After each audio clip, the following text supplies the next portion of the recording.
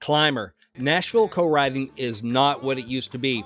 If you want to be a pro songwriter in today's music business, you got to know how today's music pro songwriters co-write. And we're going to reveal that today on The Climb. Johnny, do that thing you do. Welcome to The Climb!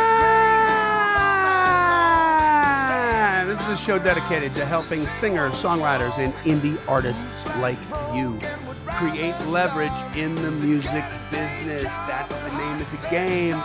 Leverage gets you what you want. It's not about your talent. It's about what have you done with that talent. Who knows about it? Who's responding? Who's going to stand up and salute when you walk up into the room? And when people see that, then all the love comes into your lane really fast. But leverage is what you're going to need to get it in there. That's why we called it The Climb. C.L.I.M.B, creating leverage in the music business. That's a Baxter for my good friend and co-host, Mr. Brent Baxter, who's also a hit songwriter with cuts by Alan Jackson, Randy Travis, Lady A, Joe Nichols, and more. Got cuts of number ones in Southern Gospel. He's got top 10s and top 20s in Australian radio. Like, he's all over the place. He's worldwide. He's everything to everybody. And what I love about Brent, he's trying to help you, songwriter, trying to help you get better by revealing how you write like a pro, do business like a pro, and then on the regular basis, going to get you opportunities to create relationships with the pros to help advance your career. That's what it's about, man. Relationships. Once you're competitive and you know how to make the donuts, then you need to have some people to talk to about the donuts. That's what Brent does. You can find him at songwritingpro.com. Once again, songwritingpro.com. And I would like to introduce you to my co-host, Johnny Dwinell. Johnny owns Daredevil Production. They're breaking artists digitally by identifying new fans through data. Yeah, it's complicated, but thankfully, he's smart. If you're an artist looking to increase your streams, blow up your video views, sell more live show tickets, and get discovered by new fans, TV, and music industry pros, then Daredevil Production can help. Daredevil has worked with multi-platinum artists like Colin Ray, Tracy Lawrence, Ty Herndon, and Andy Griggs, just to name a few. You can find Johnny at daredevilproduction.com. That is production singular, no S, and there is no S because there is no other Johnny D. 90s songwriters in Nashville. What are we going to learn? That is right. I'm stoked to get into this. This is actually from an article that a buddy of mine wrote, and I read through it. So it's from Steve Leslie, who's a buddy of mine, hit songwriter. Yeah, he did a Know the Pro Force recently, so his stuff has been kind of popping up in the feed more. And this is from an article he posted on Indie Music Academy, and just about songwriting in Nashville, how it's changed from like 1992 to 2022. And it's so good, I may get 3 episodes out of this. I was like, oh, there it is, right there. Good. I don't have to do. That's my show prep. Thank you, Steve. I text him. He's like, cool, share. Thank you. Here we go. He's a good dude, man. Like when I was working with Abby Cohn back in the day, he signed Abby to the publishing. I don't know if he's still over there with his pub company or not. No, it's a different deal now, but that was over at SNG, I believe. Yep, that's right. Yeah. And so I remember seeing that. I mean, he believed in her, and she's got a deal now on Big Machine, and I just saw a post for her. She's playing her first main stage CMA thing. Cool. This year at the 50th anniversary of the CMA. So it's like she's starting to climb that ladder. I love seeing that. And, in a small way, but important ways, Steve Leslie was a part of that. So that's really cool. And Steve was also one of the guys that helped bring Chris Stapleton to town. Chris thanked him on the CMAs, like when he got his first male vocalist or something. He mentioned Steve. So Steve's legit. And this is a really good article. I thought it just really kind of, if you're like me and been told you would have been one of the top writers in town in the 90s, but you didn't move here till 2002 or whatever, this is for you, right? Make sure we keep up with the time so we can adapt. And it's just an interesting look behind the curtain of how things are now versus then. Awesome. All right. Well, let's take care of some business first. Join the Climb community. If you haven't done so already, it's facebook.com/groups/the Climb community. You have to ask to be let in. We let everybody in, but this is where hopefully higher learning is going on, commiserating with people that are in the same sort of end of the gene pool that you are, that are interested in becoming better craftsmen. These are people who are interested in becoming better songwriters, better artists, better marketers of their art and their music. And if that's the kind of hang that you think is cool, then by all means, just come knock on our door. Yes. Take a step that is new. But you know, we every week we have a place for you to shout your name from the treetops, man, to talk about your gigs, talk about your new music, talk about your wins, like meetings and steps that you're doing. And there's lots of connections being made in this group with songwriters, co-writing connections, marketing Right. connections, musician connections.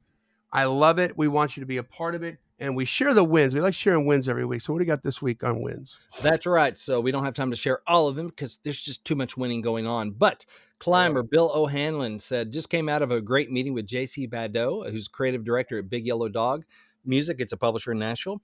A nice connection and conversation. He asked me to send songs occasionally when I had one I thought really worked. So that's great responsibility there, Bill. Mm. And Bill goes on to Great say that's power. why being Great physically in responsibility. Nashville is so critical or crucial. That in-person connection just can't be replicated over Zoom. So yeah, in the room beats Zoom beats nothing. So Yep. it beats not being there at all. Let's see here. Michael Roth got some local press. He has posted a picture here. Said Michael Roth wins. We were talking in the last episode about what would your magazine cover be, and apparently his is, let's see, Panama City area something. His picture's over part of it. I don't know if that's budget or buffet or what the word is behind it, but it starts with a BU and it ends in an ET. But it says Michael Roth wins. So I'm like, ooh, winning. Look at all that winning going on. So congrats, Michael and Congrats, Bill. Michael. And Congrats, O'Hanlon. Hell yeah, that's that's awesome. right. So all y'all, the rest of y'all, keep on climbing. There we go. So make sure that you follow or subscribe to the podcast wherever you consume it, and tell a friend about it. If you're, you know, spending this much time with us, man, it's because you're getting something out of it. Help us help them. You know, we want to get more people on board. We do this to help you. So Mm-hmm. help us help you help them, right? So do that. Help me. All Help me. right, let's go. What's All up? right. So this is from, again, my buddy Steve Leslie. He's a hit songwriter. He's had cuts by, he wrote Second Wind for Daryl Worley, Tennessee River Run with Daryl Worley as well. He's had cuts by Kenny Rogers, George Strait, just a bunch of Wow. people help bring, Stapled into town. He's legit. He's a great songwriting teacher as well. Very smart dude. So anyway, so this is And a posted good on human. He's a good Good human. Human, and I dig Steve. So this was posted on Indie Music Academy. So shout out to them. And I'm just going to kind of walk you through this first part of this. Steve moved to Nashville in '92. He says, and I signed my first staff songwriting deal 2 years later with the EMI Music Publishing. At that time, there were over 30 record labels and 200 publishing companies, large and small, employing over 4,000 signed songwriters. Most Wow. of the ones I worked with were true songwriters, meaning not artist writers. They were just like straight up, like I am songwriter, not artist. Right. So that was in, say, '94 when he signed that first publishing deal. And then, so it goes on to outline the typical co-writing session in the '90s. Now, I got to Nashville in 2002, but it was still, basically, this still holds true for what it Walked and was when I talked got and there too. smelled like the 90s. Yeah, exactly. It was like, okay, yeah, it's not really different from this.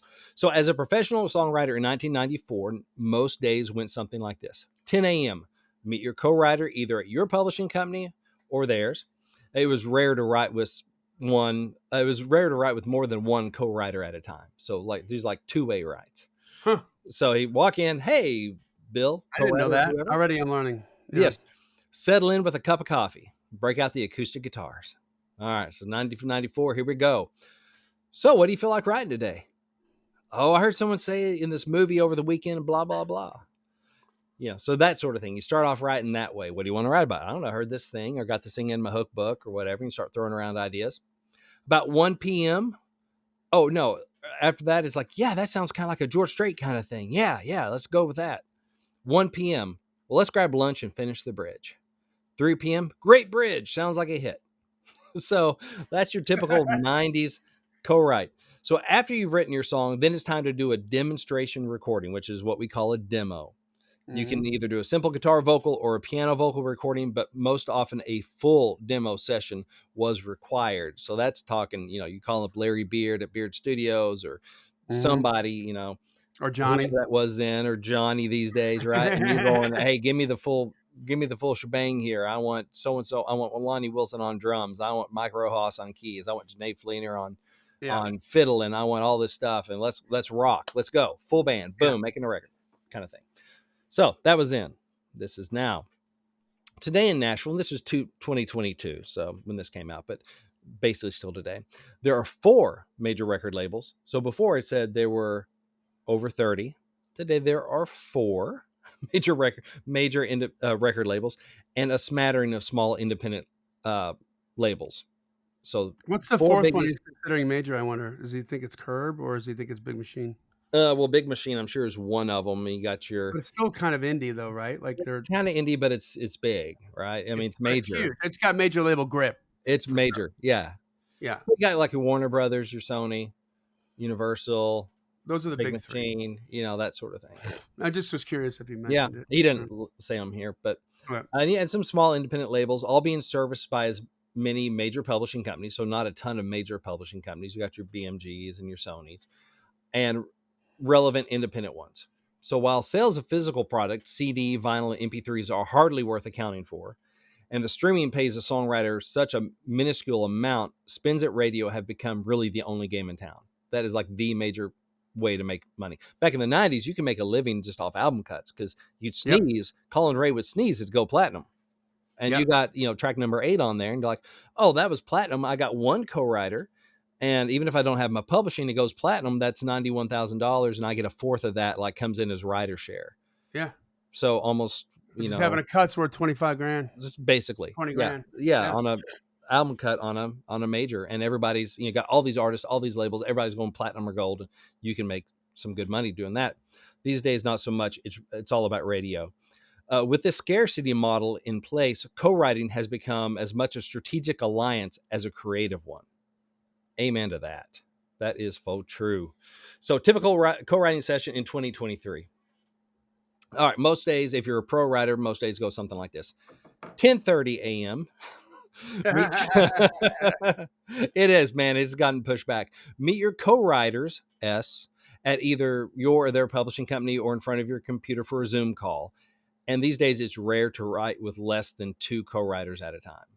And I wouldn't be sharing this if I didn't agree with this stuff. Like, yeah, true. Like yesterday, I was writing with an artist and another writer. Day before that, I was writing with an artist and another writer. There are 3 of us.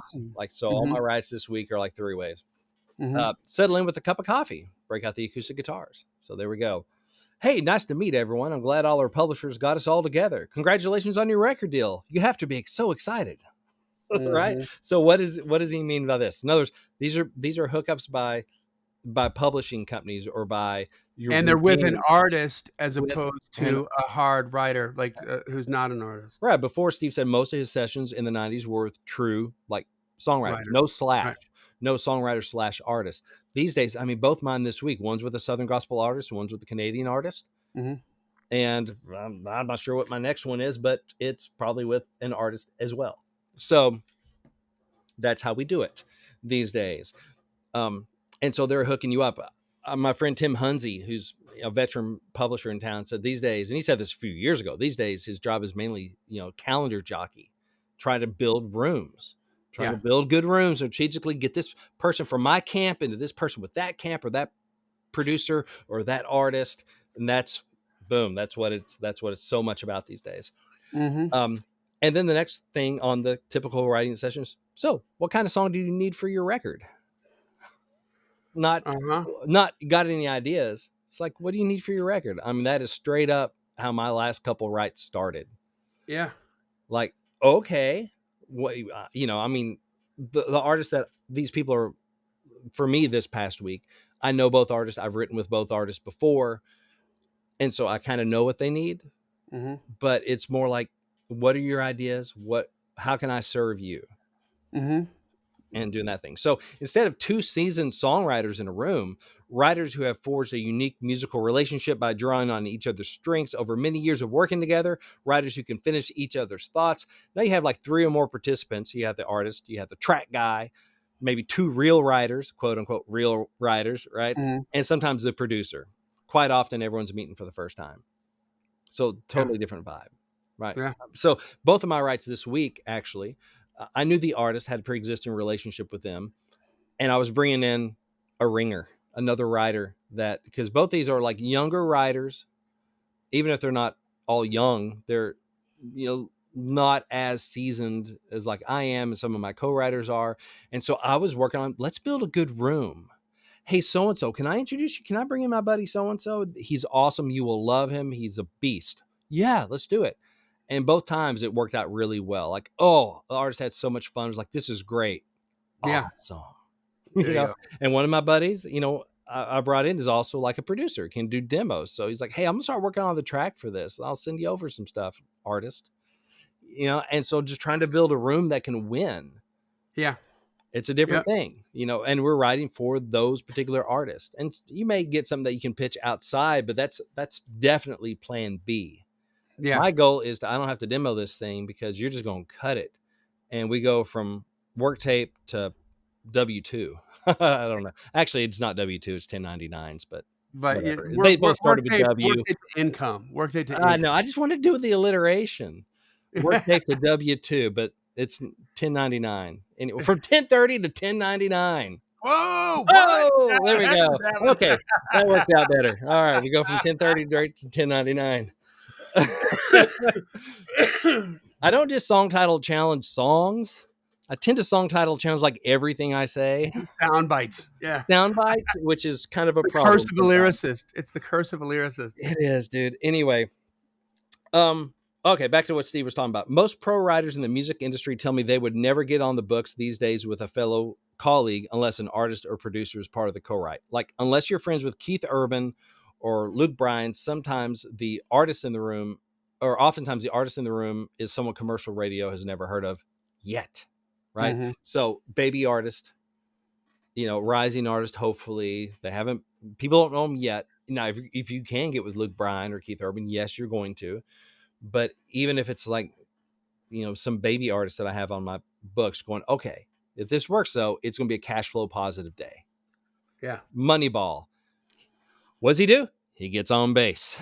That's right. That's right. Well, on that note, like I just was thinking about, I can't remember if you and I were having this conversation, if it was with somebody else, but when Taylor first came out, right, when she first came to town, Taylor Swift, like nobody would write with her. She would just, she just looked down upon, like, here's some dumb 14-year-old girl with dad has a lot of money, and you're thinking, whatever, blah, blah, blah. But Liz Rose did. Yeah. Liz Rose wrote with her. And then, you know what? Like 2 records, man. And just what a decision that was, Seriously.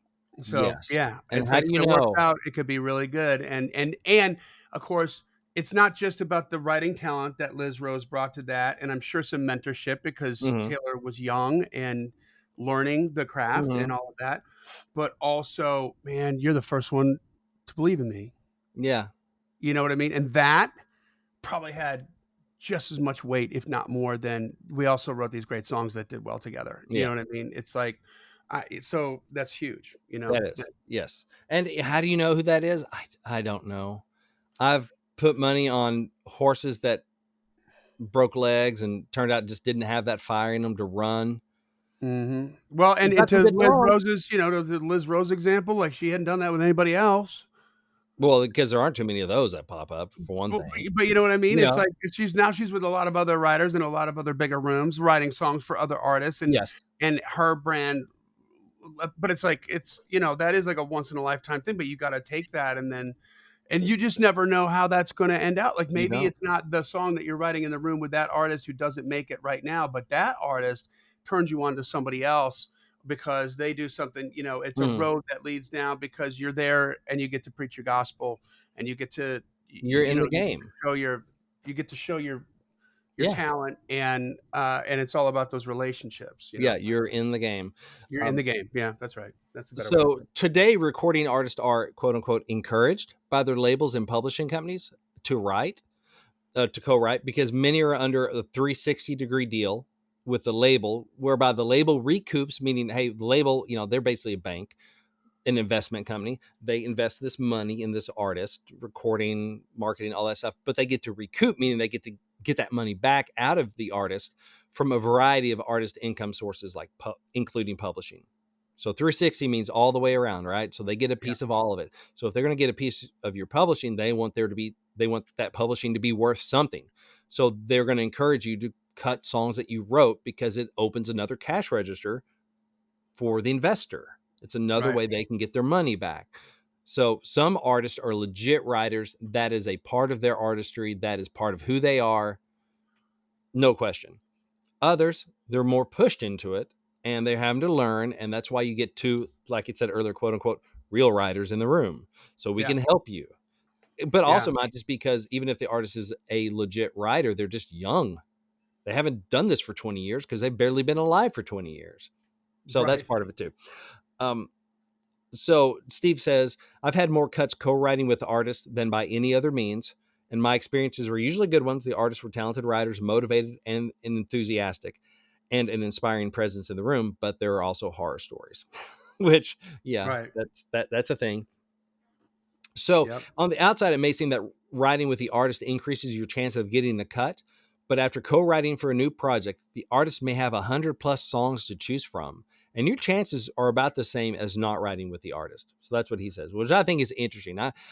I would take a little bit of. Say that one more time. So he says on the outside, it may seem that writing with the artist increases your chance of getting a cut. But after co-writing for a new project, the artist may have 100+ songs to choose from, and your chances are about the same as not writing with the artist. Huh.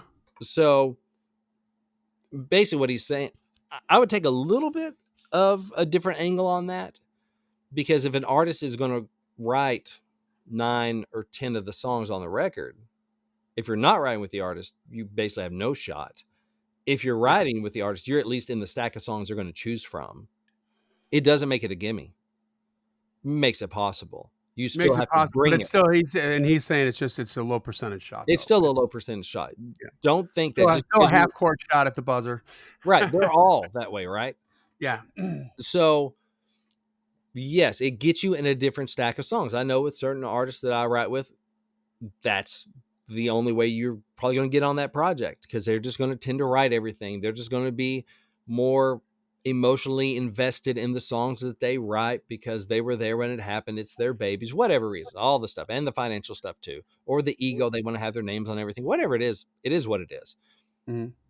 But if I can write a song with them, it gets me in a smaller stack that they're Yep. choosing from. And also it forges the other, which is opposite from the other way that we're discussing. Mm-hmm. It forges a relationship with the artist. Oh, So for you sure. get another opportunity to write with the artist again Mm-hmm. on a song that could make it, Exactly. on that cut. Or even if you pitch, now you know the artist much better, and you Yeah. can go, "Oh, I think I got this thing that may work for you." That's a good point. Now that And the second write's gonna be a little bit more refined and a little bit more intentional than the mhm. first write because you get your head around the brand more. Oh, And so it's fun. I've been writing with Haley Benedict. She is a young rising artist in Canada. Like she's already Mhm. won like a CCMA, and she's not even on a record label at this point. Like she's Good for her. she's Dang. cool. She was on tour with Aaron Goodvin, and so my buddy Doug Folkens, he brought me in to write with her. So I've gotten to know her some, and so we've some of the songs you write with the artist, you wouldn't write outside of that. We wrote a song called Music Made Me, which is, I mean, the verses are her life. Like Mm. Keith Urban saw her in the 11th row with her sign and he pulled her up on stage. And, these are moments that, these days I'm making music, but the truth Are you is music serious? made me is Oh, the, wow. is the thing. And so it's her story. It's her story about learning every lick to Crazy Train or whatever. And her dad being so proud. It's like, it is her life. And then we have this chorus that is a much bigger, like broad idea of like how music affects us all, and, Mhm. how music makes us in a way. Mhm. Couldn't have written that with anyone else. But now if she Yeah. doesn't cut it, no one else is going to cut it. That's the Yeah. downside. And that's something Steve mentions here because it's so specifically Haley. Yeah. But she's been playing it out, been getting great reaction. She loves it. So hopefully something will happen with it. But through that and getting to know her through, several co-writes now. Yes, the other day I was writing with her, and, we had this idea that, riffing off this idea that she brought in, because I want to write her ideas, not mine, because she's already has more investment in her ideas. Right. Mhm. So I'm like, yes, let's go write your ideas and see if we can make something here. And I was able to throw out a line that is so her, because I know her now. Like Mm. through the course of writing with her, tailoring things to her life. Let's not make Mhm. stuff up. Let's just tell your story. But I was able to throw out a line. She's like, "Oh, yeah, you're getting to know me way too well." I'm like, "Yes." Now it's a line that's very applicable. A lot of people can probably relate to it as well. But there's a little detail in there. They're like, "That's Haley." Like she goes, Yeah. "Oh, I can totally say that because that's me." Yep, that's me. Okay. Quintessential Haley. Yeah. If that's just like, that's you for sure. You're that girl. And so that's kind of the inside, lane that you have when you're writing with the artist, that somebody else, you're throwing a song and you just may not know. It's not the chance of that resonating more than this thing I wrote with her that is like totally her, that you didn't make anything up. It's just like, this is truth. Boy, that's a hard one to beat, unless you're doing like Live Like You Were Dying. I mean, that's kind of the bar, right? And so writing with the artist gives you some other advantages. And so that's part of why this is so much more common these days than it used to be. So, right. Now, how do you get your songs cut in Nashville? Steve says, same then as now. It's about writing great songs and placing them in a situation where they can be heard. Being heard means being in Nashville. And he goes on to talk about that, which will be another episode. But write great songs, put them in a place, or get them in a situation where they can be heard. Reach in frequency, and you got to have a good product. Yep. You got to. So I tell people that the 3 steps of successful songwriting or songwriting success: write great songs, build strong relationships, repeat. Or another way of saying it, write, record, access, pitch. Yeah. Write great stuff, get it heard, get it out there, close the sale, make it happen. And so that part hasn't changed. It just, how we talked, I think in the last episode, strategy versus tactics. My strategy is I'm going to write great songs and I'm going to get them in the hands of people that can say yes. Great. Yep. How are you going to do that? Well, it used to be the tactic was we'll get together with another great writer, best writers I can. We're going to write the best songs we can, and we're going to demo it and let our publishers run around town with it to get it in the right hands. To 30 different record labels. Exactly. Yeah. That's a tactic. Now the tactic is more, so the same mission, same strategy, write great songs, put them in a situation where they can be heard and somebody can say yes. Now it's more, we want to get the yes in the writer's room with us. We're going to get the yes into the room as the song is being created. So I've told this story before. I was writing with Ruthie Collins. She's an artist on Curb Records. And we're working on this song, and there's this twist in the bridge. I wasn't sure whether we should take that twist or say this the certain way or not. And I'm kind of hemming and hawing. And finally she goes, you don't have to ask if the artist would say it, because I would say it. I'm like, oh yeah, I'm writing with the artist. I wasn't as used to that then. Like, right, oh yeah, right. We're not in a vacuum here. I just go look up and go, would you say this? Yes. Yeah. Case closed. Discussion over. Thank you. Wow, that's a lot easier. Next challenge. Yeah. Awesome. Moving on. So that's just what I wanted to share. So Steve is awesome. You can. He has a songwriting course. I want to give him a shout out. It's called The Fine Art of Songwriting, that you can find at steveleslie.com. Just an awesome dude. Awesome follow. He knows what he's talking about. And I'm seriously thinking this may be the first in a series of these based off his article, because it went to a lot of stuff, more than I can cover in one episode, but it's good stuff. But yeah, that's co-writing has changed. Again, the strategy is the same as it's always been. Write great songs, put them in a position to get a yes. And how we do that is changing. So are you changing with that? Not to say that you can't get a song recorded if you just write it with another great writer or by yourself and it's awesome. It's, you're moving away from the dartboard. You're not exactly moving closer to the bullseye. It's a harder shot. You can still hit it at times, but it's not making it easier on yourself. But I just want to share that. Hey, thanks for sticking around. I have a gift for you. Speaking of writing great songs, I have a free ebook PDF download. It's called 6 Simple Ways to Make Your Songs More Commercial.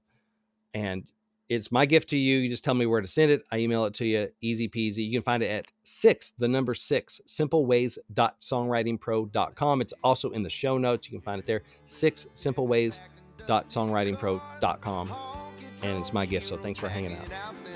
Awesome. All right, guys. Well, that takes us to the end of another Killer Climb episode. This podcast exists because we want you to win. So keep on climbing. And we'll see you at the top.